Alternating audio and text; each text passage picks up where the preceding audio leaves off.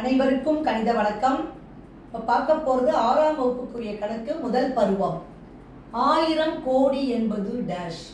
இந்திய முறையில் 1000 கோடி என்பது அந்நாட்டு எண்முறையில் எதற்கு சமம் அப்படிங்கிற கணக்கை இப்போ நம்ம பார்க்க போகிறோம்.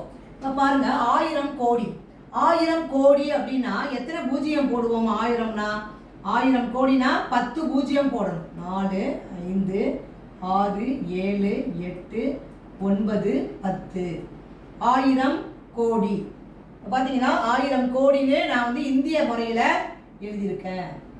இதை பன்னாட்டு எண்முறையில் எதற்கு சமம் அப்படிங்கிறத பார்க்க போகிறோம். இப்போ பாருங்க, இப்போ என்ன பண்ண போகிறேன்? 10 பூஜ்ஜியத்தை ஃபஸ்ட்டு போட்டுக்கிறேன். 4 5 6 7 8 9 10 3 6 9 10.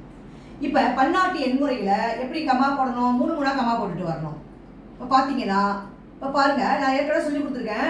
இது ஆ, இந்த 3 மீ. ஃபஸ்ட்டு இது 3 ஆ, இது 3 என்னது? Million me. இது என்னது? பில்லியன். அப்போ 10 பில்லியன். ஆன்சர் என்ன வருது? 10 பில்லியன். 1000 கோடி என்பது எதற்கு சமம்? 10 பில்லியனுக்கு சமம்.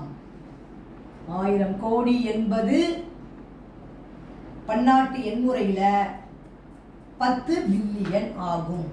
புரிஞ்சுங்களா?